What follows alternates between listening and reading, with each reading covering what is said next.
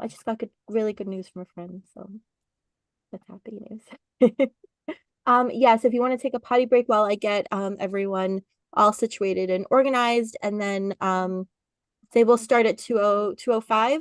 How's that sound? I'm gonna start to bring people Yes, on. if you want to take a potty break while I get everyone That all is situated the and YouTube. um, they will start at Uh, 2:00. okay, so I have muted the YouTube so that we don't hear an echo. And I'm gonna start to bring our speakers on with me. So we have Mary Beth Kelso is here with us. And let me grab, hey Mary Beth, I'm gonna Hi. grab my list of who's joining me. That will be easier. Mhm. So that I can find everyone here in the chat. Okay. So we also have Kavitha is joining us. Oh, I just muted you, Kavitha. I did not mean to do that. I want to unmute you and I want to Hi. add you. Hi. Let's see who else we have. Yeah, this is what happens when we go from Zoom to Zoom. And we've got Ashley is here. And let's see if we have Cynthia is also here. Thank you all for being here. We're gonna get settled. We've got a bunch of friends joining us. Let's see if Hortense is not here yet, unless you're named as something else. So we'll add you when you come. We have Seth Richardson is here. So I'm just adding everyone, just a couple more. Shayna is also here. I'm here. Sierra and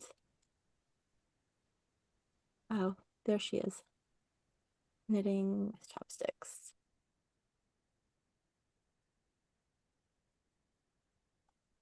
Did I do the right one? Yes. Okay.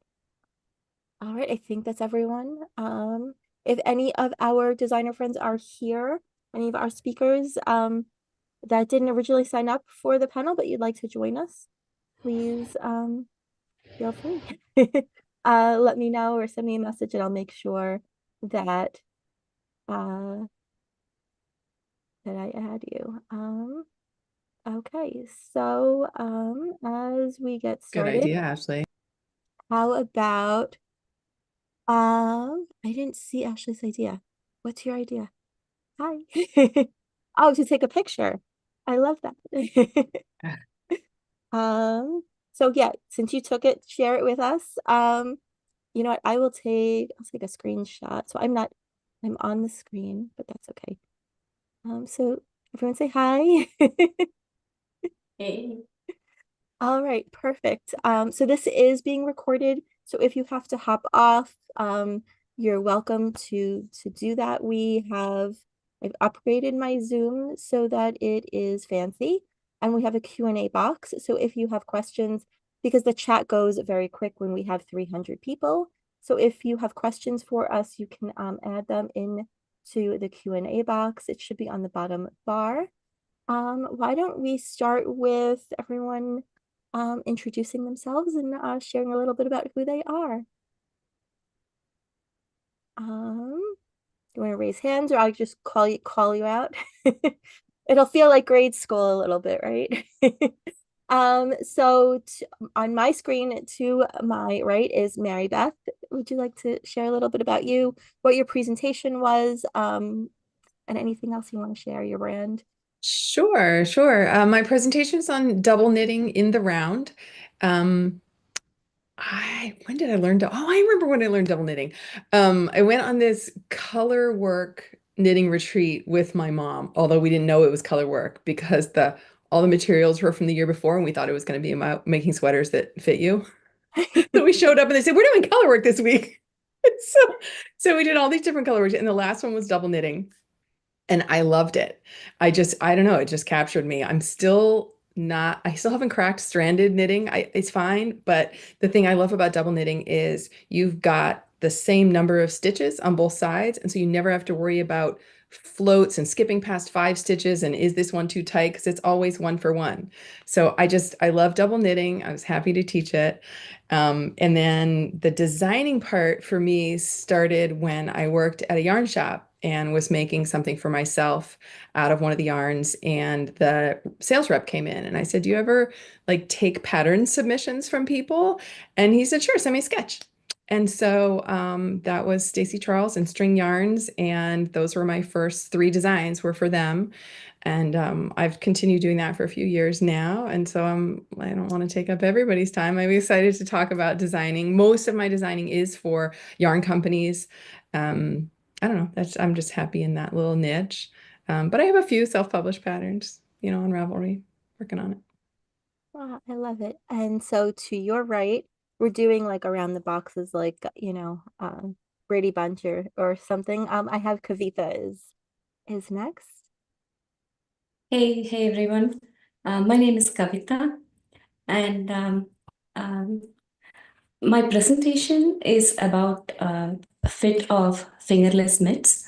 I think that there is a big difference when you start knitting and then when you aim to fit something to your body. When you start aiming for that, it makes a lot of difference. So I think MIT is a small project where people can learn about measurements and really get their fit right. Once if they cross that stage, that will give boost their confidence a lot. Of course, there are a lot of tutorials about um, avoiding holes in the mittens and all those things. But my presentation is not about that. It's about actually different parts of the hand that you can measure and customize your fit. That's the presentation about. And um, and I am an IT refugee who used to work in the wireless industry for a long time. Knitting used to be a hobby. And I used to crave time for knitting and all that. And slowly, when I had to step down from my career when I wanted to focus on my family, and now this has become my full time. I love that. And Yeah. how about Steph? Tell us about you. Hi, this is fun. I'm glad to be here today. I'm a designer I'm located out in Portland, Oregon, and actually I think that's kind of the kind of part of my design origin is being here in Portland. I got started. It's really a bit of a COVID pivot for me. I was working in nonprofit at the time in 2020, and was uh, like I was working I have a background in managing volunteer programs, and like a lot of companies, my company had to lay off most of our staff, and so my department was eliminated, and it was time to find something new. And being in Portland, I had relationships, and just being part of the knitting community, I had relationships with a few companies here. We of course have Brooklyn Tweed here, and have got some good friends over there, and also Shibui used to be here. And so at that time, I had these two, I had all this time on my hands, and I kind of have to give a lot of credit to Sandy Barnes, who was at Shibui at the time, and she just said, "Well, if you're looking for something next, why don't you give a shot at designing something?" And I was like, "Oh, well, that sounds like fun." Next thing you know, it's turned into a career, and it's been a fun journey over the last 4 years. Um, my presentation is on decoding cable symbols. And so really kind of learning how to take a look at those cable symbols and become a little bit more efficient when reading charts, because cabling is something I use in my design work all the time. I cable every single day of my life. And my journey to becoming an efficient cable chart reader was a bit of a rocky road, and so hopefully some of the knowledge that I have can help other folks uh, uh, manage their own path a little bit easier. I love that. I think that for a lot of us, I think we maybe had some COVID pivots.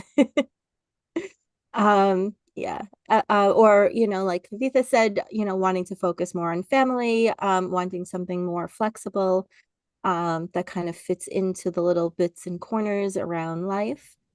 Let's go with Hortense knitting with chopsticks next. Hi everyone. So I'm Hortense. I'm from Belgium. So I have a very unpronounceable French name, but you can butcher it. I don't mind. I'm used to Been it. trying for years. It's fine. I know you have. So I started knitting with chopstick, kind of not on purpose. I was just knitting away and crocheting and like enjoying and discovering like all the patterns and all the tutorials online. And then I just saw a blog post of one of the crochet designers who was sharing how she like turned this as her job and how she was like earning an income from it. And my husband just looked over my shoulder and he was like, but you just do exactly the same. You just have to put it on the internet. It's not that easy, but that's how it started. And then I just got addicted to the job and I love it. So I turned it into my full-time job. And as Jessica said, COVID hit. We were living in Malaysia. We had to move back to Belgium for my son's health. And it was a whole thing. So this is a very awesome, flexible job that I can do in a hospital, that I can do at home, that I can do anywhere, anytime I want, and not work when I need to not be working. My son is fine right now. So that's how I started, basically. And my presentation today was about, well, is about figuring out how much yarn you're going to need for a project so that you don't like order like 5 extra skeins and then have like leftover skeins, and you also don't run out, which is probably the most annoying part. And I'm talking about both whether you have the yarn on hand and if you're going to order the yarn online or buy it from a shop, so that you can have some tricks and some techniques to figure out before you buy how much you're going to need, which is kind of convenient. And I think that's all I was supposed to talk about. Yeah, I think I try to bring in presentations that can meet knitters wherever they are. So maybe you're an expert knitter, but you often find yourself running out of yarn. And that happens no matter where you are in your knitting journey. Or knowing how much to buy, if you haven't purchased it yet. Speaking of purchasing yarn, let's talk to Cynthia. So, as Jessica alluded to, I own a yarn store, and I got my start because people would bring in patterns. This was 22 years ago. Patterns were very different then. They would bring in patterns and wouldn't understand them, and neither did I. So, because I thought that owning a yarn store meant just knitting all day, but it turned out that it was actually helping people all day. So I ended up making my own patterns up that I could understand, and that maybe selfishly, I don't know, I wouldn't have to help people with. So that became really clear designs. And then I just did it. I've been doing it for 20 some years, and it kind of branched out into more than just the basic things that people wanted to do. So I do all kinds of stuff, and I like to do different kinds of techniques. I have a teaching background. I taught at Penn State for 20 years before the shop. So on my talk this time, I did how to do brioche. And I do all kinds of how-to patterns and how-to designs. So that's what I like to do, help people figure out how to do things. I love that. Let's go with Ashley next. Hi everyone, I'm Ashley. I'm recovering from laryngitis, so my voice might cut out. I am, let's see, first, well, how should I start? I started as a designer because I was honestly bored. A few years ago, I was in the Air Force for about 7 years, and then after that, I went into the corporate world as a process engineer. And so I spent a lot of time working from home, and I got bored in Zoom meetings. And so I just started knitting, and I couldn't find patterns that I liked, so I just started making my own designs. Yeah, so I honestly just started by winging it and kind of fell in love with it. And now I have like over 50 patterns that are independently published. I came out with a book last year called Mosaic Knitting Workshop. That was a lot more work than I thought it was going to be, but it was a lot of fun. And now I'm an author. And let's see, I taught about yarn substitution hacks because Jessica told me I should teach on something that I wish I had known when I first started knitting, and that was yarn substitution. Because when I started out, I was terrible at it. I have, I made washcloths out of acrylic. I made a pair of mittens out of bamboo. Like I didn't know any of that stuff. And so that's my presentation. It's pretty high level, but I give some tips and tricks and a couple websites that you can check out to get better at yarn substitution. I love it. And I'm going to give you a plug, Ashley. I hope it's okay. So if you are a knitwear designer looking to learn a little bit more about the business and have a community, Ashley has something fun that she's working on. So reach out to her. I don't want to tell all the details, but I know that she's got something brewing that so she's not teaching like how, I believe, correct me if I'm wrong, not teaching how to design a pattern, like how to become a designer, but if you are new-ish and kind of struggling with the business parts of it and looking for guidance, There's no like clear skin. okay, all right. That happens every so often on Zoom. So contact Ashley about that. And let's go to Shayna. Hi, thank you for having me. I'm really excited to be at the Knit Summit this weekend with all of you. My presentation is about knitting with multiple strands of yarn and sort of decoding what yarns you can put together to create different looks. So I've got two of my designs behind me that use lots of strands of yarn. That one uses all scrap yarn, and I just put together a bunch more to make one in black and rainbow. That's my next plan. And then this one is 4 strands of mohair that I designed to make a fade. So my start in design was similar to Cynthia's, actually. I owned a yarn store from 2006 to 2011 in New Jersey. And then I shifted, after we closed the shop, I shifted into teaching people in my home, and I didn't care for the way patterns were written. And I decided enough of this, enough is enough. I'm going to start writing my own patterns. But prior to that, in my yarn shop, our specialty was custom patterns. So customers would come into the shop, they'd pick a yarn out off the shelf, and we had like a fill in the blank, sort of a Mad Libs style pattern that we would write for them, where we would take their gauge and measurements and plug in all the numbers for whatever style sweater they wanted. So I have a lot of experience sort of one-on-one with people, learning how bodies are and what kind of styles people like. And a lot of that still influences my designs today. So that's a bit of my design background. I too, like Mary Beth, have designed for Taki Stacy Charles. I did a bunch of, Stacy was wonderful and invited me to design for him a while back. And that was lovely. So, and gave me a lot of confidence, but most of my designs are self-published. I do have some designs in like Nora Magazine, or I've had some in Interweave and Knit Scene and that kind of thing, but mostly right now self-published. I love that. And Sierra, and then I'll go next. All right. Good morning, everybody. Well, it's morning for me. I am in Port Angeles, Washington, and I learned to knit when I was 14, and then I picked it back up when I went to college, and I had a lot more free time than I had anticipated. And it kind of all spiraled from there. I found a knit group that became like second parents for me, and they introduced fiber festivals, and then it just kind of grew from there. And I found my second hobby, which was buying yarn. And then I started working at a yarn shop. So I worked at a yarn shop for 8 years. And then in 2019, I found some yarn that I was like, okay, it's a gradient, and I found my contrast, and I want all of the gradient to touch all of the contrast. And I was like, well, you can't do top-down triangle, and you can't do a crescent, and you can't do an asymmetric unless you pick up along the edge, and I'm not picking up.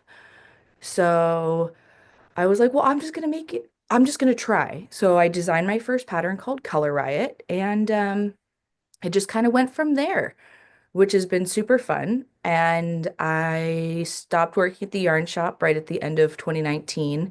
and I nannied and started my design business, which worked out very well when we had COVID and we were in lockdown for 2 years. And I had one kiddo. I went to his house 3 days a week, and I did designing 2 days. And now I design full time, and I vend at fiber festivals, mostly West Coast and PNW. And I like scrappy and color, and I design for what I call social knitting. So they're easy to memorize patterns with simple repeats that you can take to knit night or to coffee, out with your kids at sports. So my class is focused on mitered squares and how you can incorporate them into your knitting, and then how to knit them. Behind me, I realize I sat right in front of it. I do have my mitered square blanket. So that is what my class is focused on. And I believe that is out on Saturday. Yes. Yeah, so I'm Jessica. So you have met me maybe from some of the chats that I did, or if you came to the kickoff call. So I am the host of this great big Knit Happy Summit, and my brand is Double the Stitches. And I also became a designer when I was working in a yarn shop. I was teaching how to knit, how to crochet, and I was doing a very silly thing, which was I teach them their knits and their purls, and then I'd write a little pattern for them, handwritten on a piece of paper, and hand it to them. And the yarn store owner, who's a lovely lady, said, "This is just silly, Jessica. What are you doing?" She said, "Type it so that at least it's professional, not a handwritten thing while they're sitting there waiting for you to finish writing it. If you're giving everyone the same thing every time, type it, please." And then she said, "And then I'll teach you how to put it on Ravelry. And maybe it is not going to make you millions of dollars. I don't think there is any pattern designer that's selling, 5 to 10 or 12 or whatever dollar patterns online that feels rich. Our expenses often outweigh the actual income that comes in, unless you kind of diversify and publish with magazines or books, or teaching, supplement it other ways, different ways of kind of bringing the whole thing together." And so that is the direction that I headed. As I was saying before, I was knitting newborn photography props, knitting them over and over again, and burning out, because you can only knit the same hat in however many different colors so many times before you've lost your creativity. Because and maybe there are some knitters that enjoy that process, that type of assembly line kind of repetitive thing, but I just felt like it crushed my creativity. And I like to knit the same thing maybe twice, if I'm testing something out, but for the most part, I like the adventure, I like the interest, I like to be able to hone that creativity and blend that creativity and the technical stuff that comes with designing. And so we put the pattern on Ravelry, and then everything just kind of blossomed from there. And then 2020, and it's actually January of 2020 when I really was burnt out from selling my knits, and I didn't know what was happening in March. But I said, "This is it. I have to change. I have to do something different. I'm miserable. I need to do something different." And that is when I said, "Okay, I'm going to focus full time on design and see what happens from there," which allowed me to be home with my kids during, difficult times, and now allows me to fit it in around their lives, except for the summit. The summit is different. The summit is a beast all on its own. So that's something that I would love to know from you guys. Like, what does your typical day in the life of being a knitwear designer look like, and how do you balance life with creativity and the technical aspects? I'm not going to make everyone answer every question, so feel free, raise your hand or unmute or whatever if you feel like you want to talk about that. Anyone?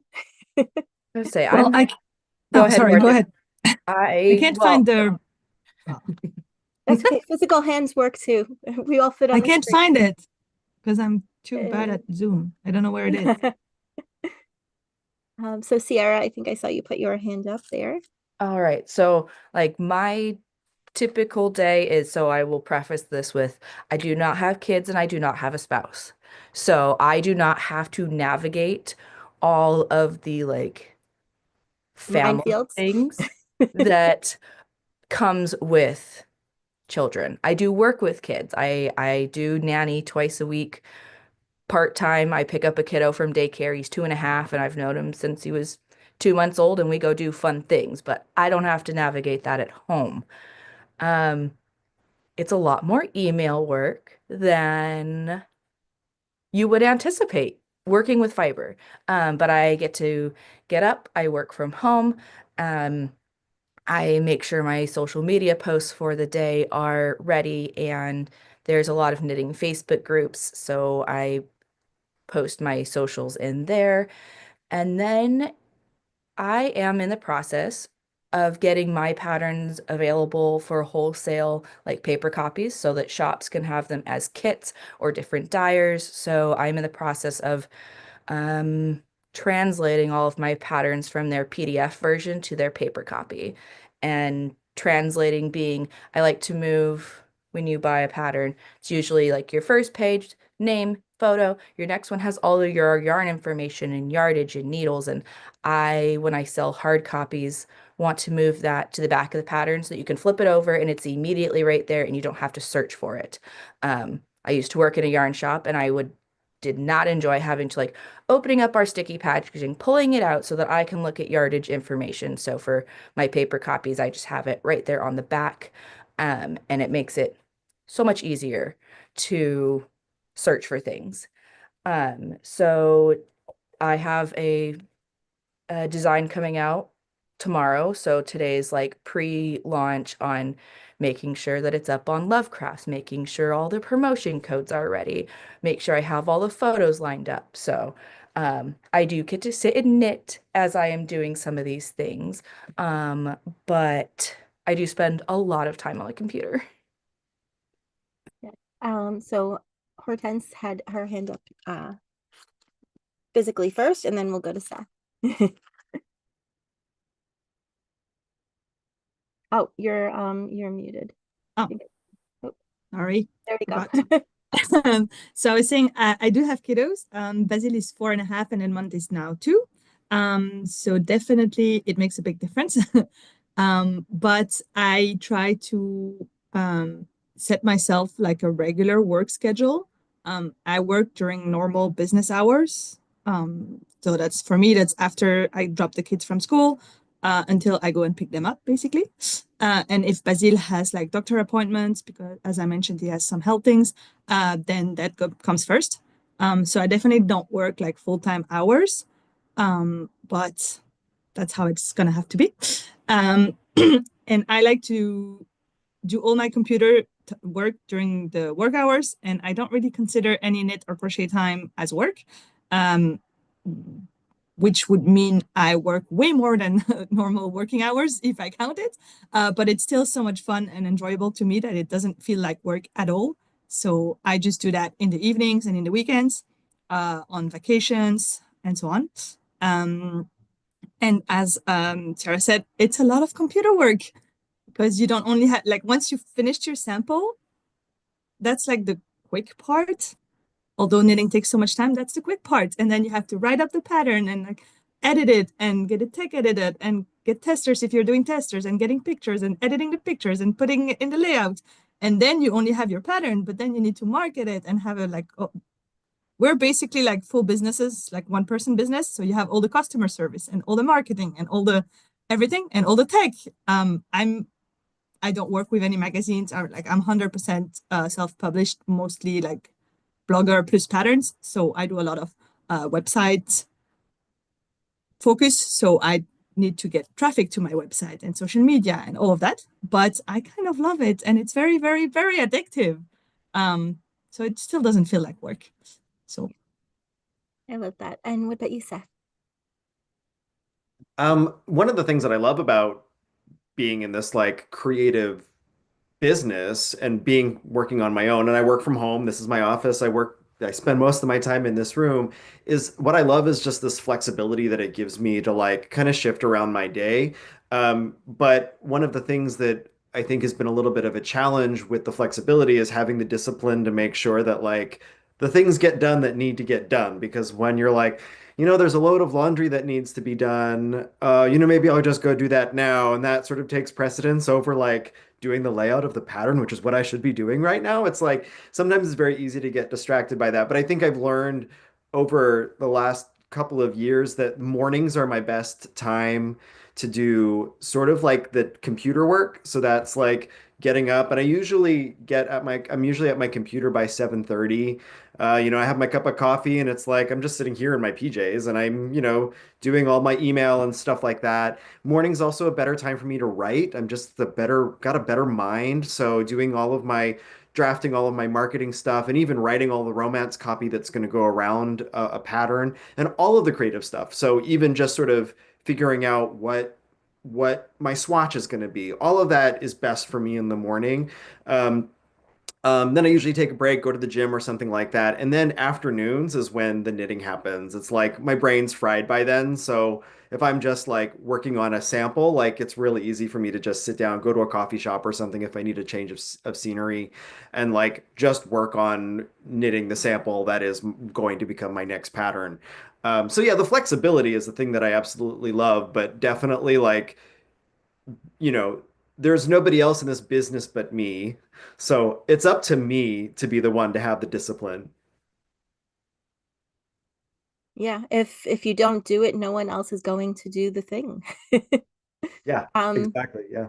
yeah, but it's nice. Also, so I have children, I have twins, they're 13, but this has kind of grown, over the last years. And that ability to, go to a meeting at the school, to go to a doctor appointment, to run an errand, to do all of those things and shift the day around, as needed. For me, the time of the day that the knitting happens depends on what stage of the pattern I'm in. So if it's easy knitting, that's, I'm comfortable with the pattern, the stitch pattern, it's charted or written and I just have to knit the thing, like that's great TV knitting for me. If it's I have to sit down and calculate like the neckline, and do the math and the grading and that more focused kind of knitting where I'm working as I'm going, that is an entirely different thing. And so that kind of varies. There were some questions. One, and I think Sierra's answering them in the chat, so thank you for that. Let me see if there's any that I want to. How does one just type up a pattern and post it on Ravelry or some other place? Which goes with a question that was from Martina, and Laura asked, I would like to know how to find a knitting tech editor. So I'll answer how I found my knitting tech editor through a program for designers that I was part of, but there's something called the Tech Editor Hub where you can post your request as a Facebook group. I think they also have, there's also a program you can be part of if you want to learn to be a tech editor. So maybe designer is not your thing, but you're really great at finding problems in patterns and really good at math. I'd say really good at math is a big one for a tech editor. So they kind of serve two audiences. One is designers that are looking for tech editors, and the other is teaching people how to be a tech editor. I'll grab that link while someone else is talking. I'll drop that in the chat. But for me, it's not just, my process is not just knitting a thing, writing it, and publishing it, typing it and just listing it on Ravelry, because I want people to come back to my patterns, because I want to be their favorite designer if I can. Or I want them to trust my designs and know that if I am putting it out there, it's because I felt like it was worthy of being published. I've swatched so many stitch patterns, I don't know about the rest of you, where I hated it was a beautiful stitch that I hated knitting. And if I hated knitting the swatch, it just gets ripped out because and I put a note on that page in that stitch dictionary, because if I hated knitting it, then I don't want to subject someone else to knitting that stitch pattern either. And there are, maybe there are more advanced knitters than I am. I'm not the most advanced knitter, but I'm comfortable with most things, or I'm not afraid of trying, ripping out, undoing, fixing mistakes, and going forward. But if I didn't enjoy it, I don't want to, perpetuate that thing out there in the world. And so it's also like you guys were talking about, the business aspects of it, but the design process is also for me, where I write it and knit it, and then I refine what I've written, and then it's the photos and all of that stuff. And then it goes to my tech editor before my testers even see it, because I want for them that to be an experience that they're enjoying. I don't use my test knitters as tech editors. I don't want them to find the mistakes. Sometimes they catch something.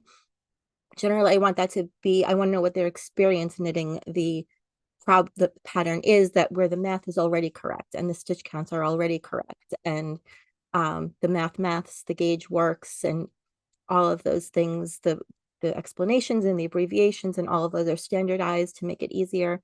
And then so it goes from my tech editor to my test knitters, and then that's when it goes to publication. So I don't just type something up and hit publish on it.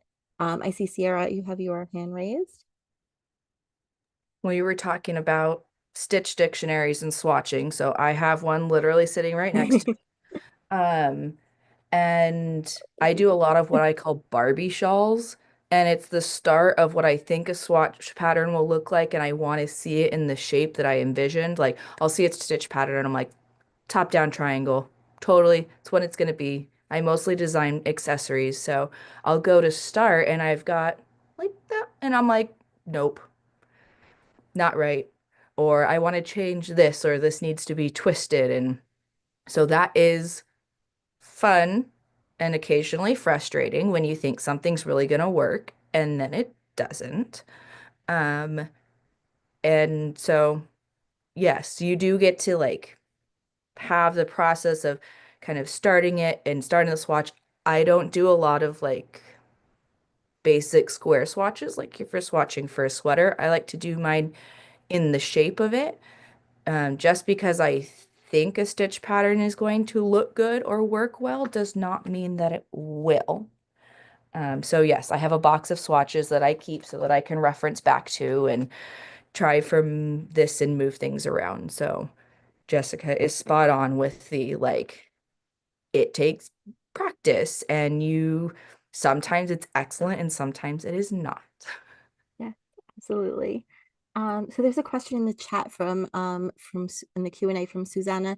Says, how do you find your test knitters? I would love to do that for designers. I have a Slack channel, and it's open to knitters of any skill level, because my perspective is once I put that pattern out there, I don't want to have a requirement that you have to know certain things, because I can't control who buys the pattern.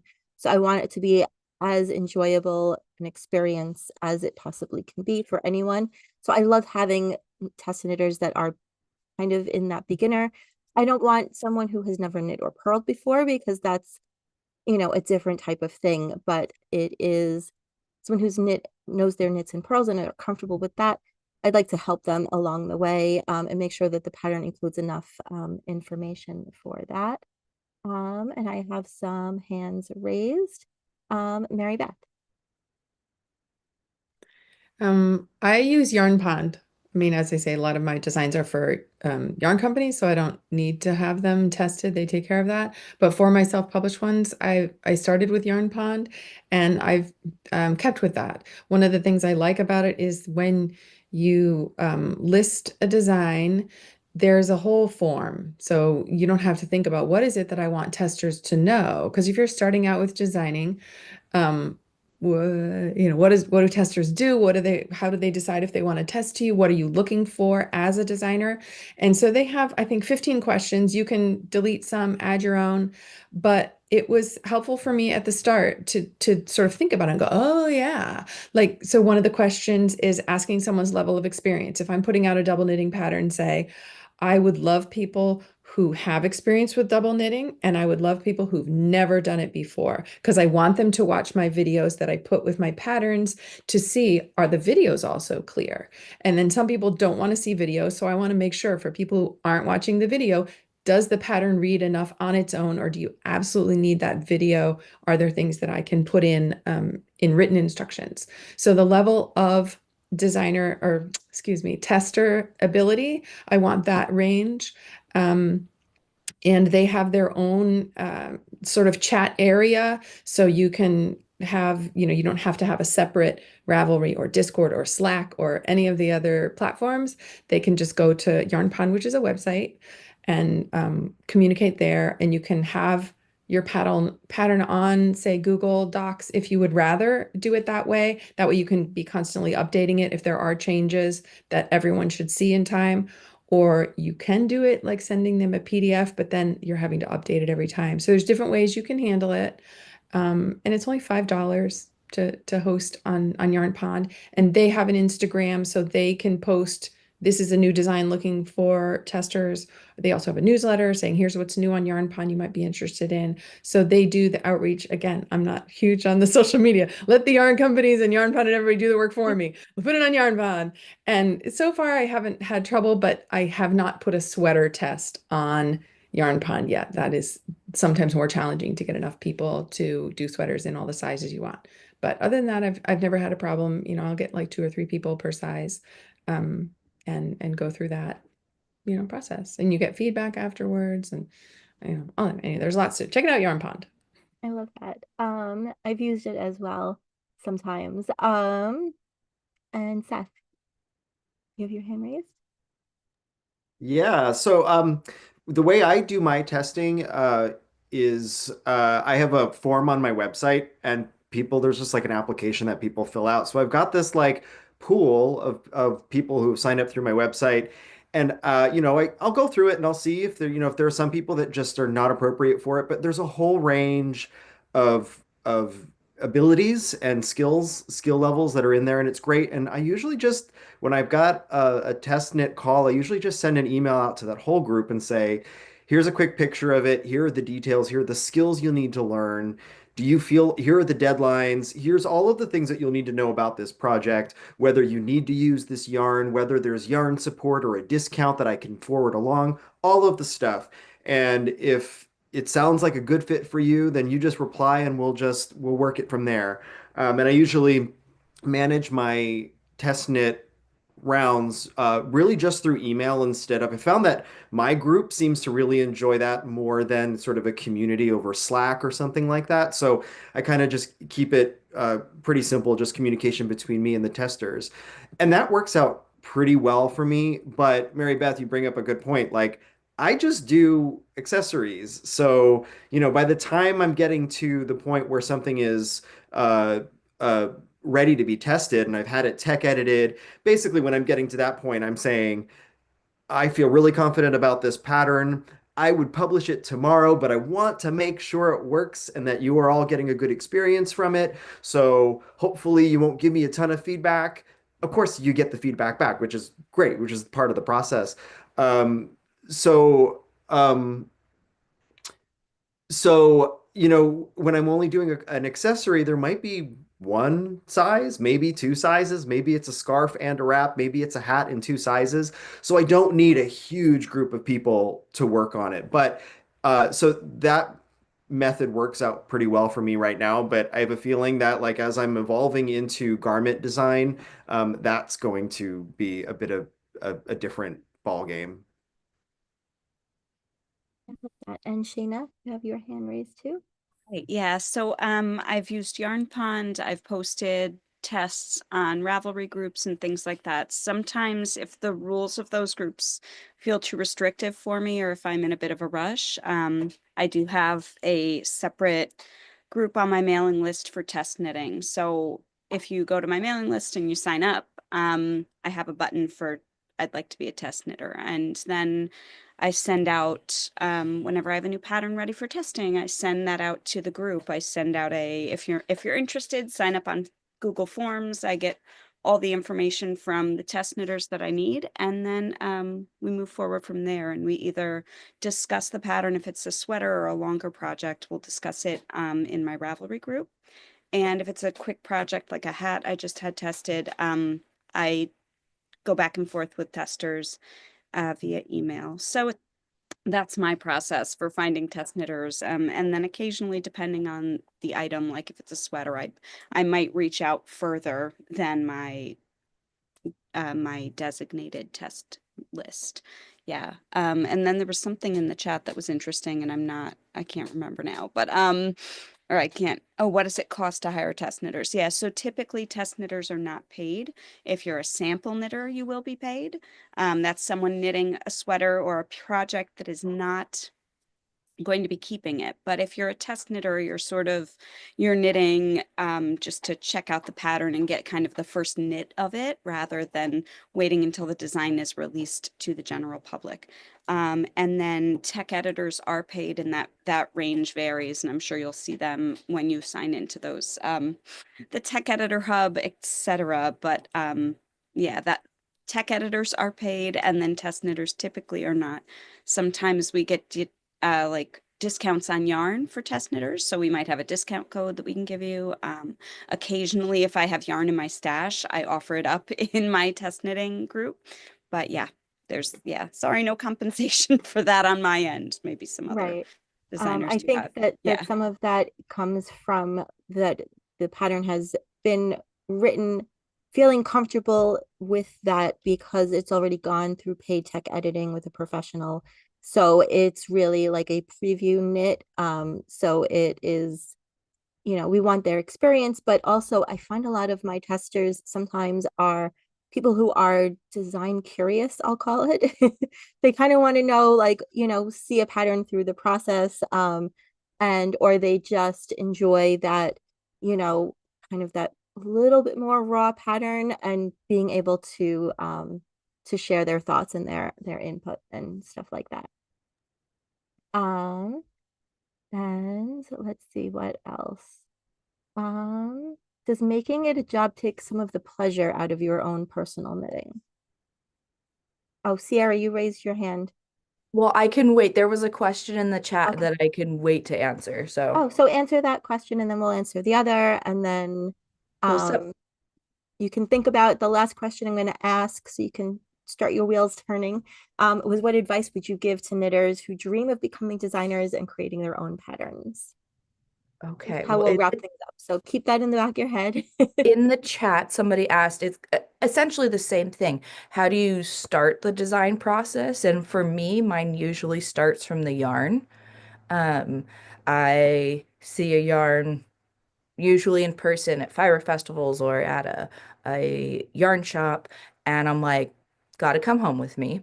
And I can kind of, it's not like a flash, but I can kind of see, I'm like, okay, with the way this yarn is going to move, I think that a pattern that has movement to the texture, and then I have what I call sketches. I'm a fiber artist and not a paper artist. So I keep a sketchbook, and it's got like a minimal sketch on, I'm thinking asymmetric. And then I write notes next to it that says, I wanted this in garter. I reference my previous designs and I say I want to use the shaping from this shawl that I did previously. And then this one says 3 rows with cream and then 1 mosaic row with contrast. So I would have like 3 rows of garter and then do like a mosaic contrast row so that I can go back and like reference what I was thinking. Occasionally a chart or a stitch pattern will like spark inspiration, but I usually start from the yarn and then I sketch and then I start my basic, like I said, Barbie shawls from there. Yeah, I hate sketching. Is that okay to say? I have only sketched a very few times, and maybe 3 times, and 2 of them were because I was taking like a how to design your first sweater class, and she said, okay, we're going to walk through the whole process and you're going to make some sketches of like your different ideas. And I said, but do I have to? And she said, yes. So forced sketching, for me, it comes either it's the stitch pattern or the yarn for me. There is, I do write pattern romance, and for me that is like the pretty words that accompany the design that make you hopefully want to buy it are generally for me based on like what I was thinking as I was knitting the design, like the thoughts that came to mind or what it kind of felt like or looked like or something I was thinking of in my own life. I see, Shayna, you have your hand up there. Yeah, I forget what your question was that you had posed to us. Oh, Yeah, does it take the pleasure out of your personal knitting? thank you. Yes, thank you. That's what I was raising my hands for. But in terms of sketching, I did buy recently one of those like I don't know if you remember, like, or if any of you were kids same time as me, where you had those little like Barbie, like Fashion plates? Yes, the fashion plates. I bought a set of fashion plates to at least give me a body shape because that's the hardest part. I like sketching out the sweaters and things like that, but yeah, and I typically only sketch intensely like that if I'm submitting a design to a company, but otherwise no. And then regarding the pleasure of knitting, no, I love knitting. If I'm not enjoying the project that I'm knitting, that I'm designing, I just won't do it. I won't, then it's not a design I'm going to publish. But I will say I was just at a knitting event last weekend and I saw a sweater that I really wanted to knit. And I'm like, ugh, I don't have time to knit that. I bought the pattern today actually, and I'm just looking at it like salivating. And I feel guilty not knitting my own designs. That's part of the part where I wouldn't say the pleasure is taken away because I love what I'm knitting. But in terms of time, I feel like I have a little less time to maybe do all the things that I want to do. So that was that. I wanted those fashion plates so badly when I was a kid. But, that's I don't know. I don't think I had the courage to ask for that. Well, you're a grown up now. You can do it. Go for it. Buy them. I do it. It's so fun. It's You're like grown up with your own grown up money who can make your own grown up exactly. decisions. Thank It's you a for the business permission. expense. Yeah. So yeah, does anyone else want to talk about, do you feel like it takes that turning your hobby into your business, does that take away from your joy as a knitter? I see, Hortense, you have your hand up there. So for me, it totally doesn't because I only design things I like.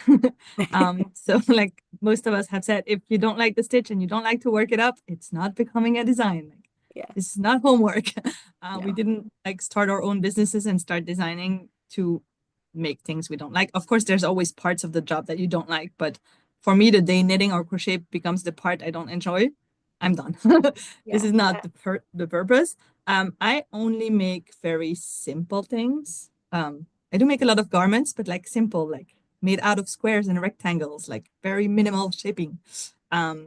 Which means I don't, well, I don't know if it means I don't sketch, but I don't sketch. This is the main reason why I don't apply for any publications because I don't know how to sketch. I don't want to sketch. I don't even want to decide what I'm going to make until I start. I usually start and then it changes 20 times and becomes something completely else than what I had in mind. So this is very bad for like pitching publications because you're supposed to knit whatever you said you were going to knit. So even like sometimes I work with yarn brands. They give me yarn support. So they give me the yarn and I make a design with it. And usually they do want to know at least roughly what you're going to make.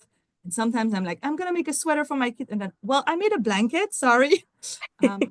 Thankfully, some brands are okay with that, but not all of them. So yeah, I'm having fun, and you should. I love that. Yeah, those hard stitch patterns don't get to live in my brain. So we have 5 minutes or 4 minutes left. So let's just wrap that up. If anyone wants to share a piece of advice, going with the theme of the summit, the things that we wish that we knew when we started. So is there something that you wish you had known about being a designer when you started? I think Cynthia, were you raising your hand there? Yes, it is all about math. As once you've got the design, you have to know math. And my whole life, I avoided math, and every single profession I went into, except when I got my master's in English, I needed math. So math has been the great ripoff of my life, but I'm getting pretty good at it at this point. So I think that's the thing is you can't avoid math. You can use spreadsheets to help with the math, but you still have to have a fundamental knowledge of geometry a lot. How shapes, the area of the square, that, kind of thing. And calculating how much yarn you're going to need to use, Hortense. Substituting yarn, Ashley. Yes, algebra all of the time. And I have made my husband help me with my spreadsheets because he spends all day in Excel at work, and then he comes home and he does more of it with his, sports stuff, his fantasy teams, and he tracks all their stats, and he lives for that. So the number of times I've said, how do I figure this out? I know that you've told me before, but I need you to tell me again. And spreadsheets are the way to go, because you can, once you have the formulas right, then you can use them to help when you're sizing patterns in different sizes, is where they come in for me the most. Yeah. Anyone else? What's something that you wish that you knew? I'll go. Oh, go Yeah, ahead. no, I had, sorry, I had raised my hand, but I will lower it now. For me, I think it was, for me, the math was the easy part. I have a degree in that, but it was like how to communicate my designs to other people. And I think it was Françoise Denoy who had this thing on her website for a while about different types of designers. And so to me, I would want to send the message, be the kind of designer you are. There are people who put out patterns that are full of this flowery romance copy, and I'm like, just get to the details. But if you're that kind of designer, great. Your designs tell a story, they evoke a mood. Be that designer. If you are really good at math and you want to make these complex formulas and really cool design, be that person. Give the people all the details they need to help tailor their design. If you, like me, I love being a teacher. And so I want to have designs that have little tips and tricks and tutorial videos. Be the designer that you want to be. Look at the patterns that you love making or that you are frustrated by, and either follow what you like, or what would I do differently compared to that pattern that drove me crazy? Like, just do it because you want to be that person for other knitters, is my advice. That. And Ashley? I know there's a lot of knitters out there that think that they're not creative, and I guarantee you are. A lot of it is just experimenting and playing around with yarn. And my biggest piece of advice is, remember, it's just yarn and needles. Like, you can screw up as many times as you want. It's not that big of a deal. Like, none of this is that serious. Yeah, so just play around. Don't be afraid to start modifying patterns. If you see something in a pattern you don't like, remember, patterns are just recipes. Like when you cook, I don't follow recipes when I cook. You don't have to follow the pattern recipe. Yeah, so you are more creative than you think you are, I promise. That's why I bake, because baking is precise. And I follow it to the letter, all of that stuff. Hortense, what did you want to share? I just wanted to say to just go for it. Like, don't wait until you're perfect and you come up with this unique design idea that no one has ever thought of. That probably won't happen. Like, there's only so many stitches and so many construction. Like, there's a lot of variety, but it doesn't have to be like the one thing that no one thought of to be deserved to be published. One of my best performing patterns still is a blanket made out of garter stitch squares. That's it. But like, I do beginner stuff, and beginners just want to keep it simple and start with the basics. And like, all types of patterns have their place in the knitting universe. And just go for it. Just try, and you can learn a lot through courses, but the best way to learn is just doing it. Just start, write it up, test it, like get some people to check it out and to test it, get it tech edited and learn from your tech editor, learn from your testers, learn from your peers, and just go for it. Yes, Kavitha, I didn't see your hand was raised because it's blending into the shelf that you have there I know. behind you. I'm sorry. I'm sorry about that. Basically, you all covered what I was going to say about not waiting and not waiting to be perfect, things to be perfect before you get started. I just wanted to add that it's a continuous process. No one starts right out of the gate. I mean, being perfect and putting out everything. It can happen only when if you have an idea, if you have something in your mind, you have to put it out. Only then you can look at it and find out what it is lacking or what it is good at, and then go from there. Unless it is out, or I know there are some people who are waiting. I want to have 5 patterns ready so I can publish it like 1, 2, 3, 4, 5. That's not going to happen. Or maybe it works for someone, but at least it doesn't work that way. Put it out. Let it be imperfect. It is fine. It is a continuous process. Educate yourself wherever you feel you are lacking, and you can keep rolling from there. That's how this thing works for me, at least. One regret I have is I should have. I was really interested about, like I mentioned earlier in the meeting, my obsession is about fit, various fit aspects. But I started off with shawls because I was too scared to try out things that will fit. Will I get testers, or will I be able to design for everything? I think I feel like I waited too long on that. So I just wanted to put it out there for somebody else to think about it. Yeah. I love that. And Shayna, you have your hand up too. Sure. I think jumping off of what Kavitha says, yeah, if it's on your mind, if you want to try it, just try it. Like there's nothing, it's not, yeah, it's not that hard to go and find a friend or a knitting guild and say, hey, I just tried writing my first pattern. Can someone just try this out?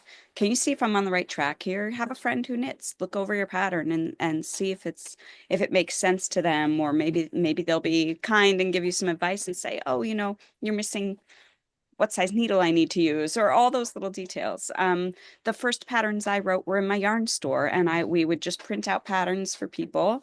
Like I'd design a scarf or a shawl or whatever, and it would just be written on a quick piece of paper, but printed out, and it did the job. People made the scarves or made the sweaters or made whatever. And yeah, I hope you have fun with it. If you do try to design, I hope that what you're designing brings joy to you and to other knitters, and just give it a whirl. Yeah. Yeah, I agree with that. The guild is a great suggestion. Another one is your local yarn store. If you have one, write it out, do the work. I would say don't go looking for them to write it for you, but do the work, write it out, and ask, whether it's someone who works in the yarn store or if the shop owner has, the time. They see a lot working in a yarn store. You see a lot of patterns, good and bad. And you start to know what is missing or what is key information. And because you see so many patterns throughout the course of your days, you spot it, I think, much more easily, that like, oh, this, you really need to add this information. Like you didn't add to bind off. You didn't add, to cut your yarn when you change your colors or things like that. And since it's those little details that become frustrating to the knitter. So there are people out there who are happy to share their advice for someone who is a budding designer. Yeah, so we're gonna wrap that up. We'll end with Sierra, who has her hand up. I think that's the last hand raised. And yes, and Dory says if you're going to ask a yarn store, it would be helpful if you use yarn that they sell. And I'll tell you the other thing, if you use the yarn that they sell, they are very likely to want to promote your design in their store to their customers, because patterns help sell yarn. They just do. Patterns give people that spark of that inspiration of what what am I, I could buy a sweater quantity of yarn or a shawl quantity of yarn, but then what? So the inspiration for the project for the non-designer knitter comes from the pattern. But we can be a partnership. So Sierra, sorry. No, just my last thing, not everybody has access to like a yarn store or a knit shop. So if you're looking, find a design and a designer that you had purchased and look at all the steps they've covered. Look at their PDF and say, okay, make sure I have my needles, my gauge, my yardage, and you can look at all the things that they had in there that made their pattern easy to knit that you can then put into your own PDF and make sure that you have covered all of those pieces for your pattern. Make sure you have your email in case people need help. Or, I like the way that they talked about their repeats this way. So even if you don't have access to a yarn shop or a group, you can start from looking at somebody else's pattern and saying, okay, I need to make sure I have all of these in here. And then I'll go online or to my best friend or whomever also knits. Yes, I love that. Mary Beth posted in the chat a link to the Knitting Pattern Writing Handbook, which is a great resource. I think that is from the authors are from the Tech Editor Hub, if I recall correctly. And then Kate Atherley also has one about designing patterns that other people can actually knit. So those are I great have the Kate resources. Atherley book. It's a really good one. Yeah. So we're gonna wrap it up because we are past the top of the hour, and some of you may want to get up and stand if you've been here with us for 2 hours now. For the if you have the Happy Knitters Toolkit, I'll be in your inbox about an hour before we start. We have a knit night at 7 o'clock Eastern time tonight, and any of our designers are always welcome to. I'll make sure you have that link if you are looking for some knitting and chatting. So that's an informal, non-recorded, just a chat among yarny friends. So I will see you all later. I'm gonna go try to unbury myself in the inbox. And if you're waiting for a response and you haven't heard from me in 2 hours, it's because I've been here for 2 hours. So I will get to you as soon as I can, and I appreciate your patience, and I hope that you all enjoy the rest of the summit. Thank you for joining me. Thank you, Jessica. Nice to meet all of you.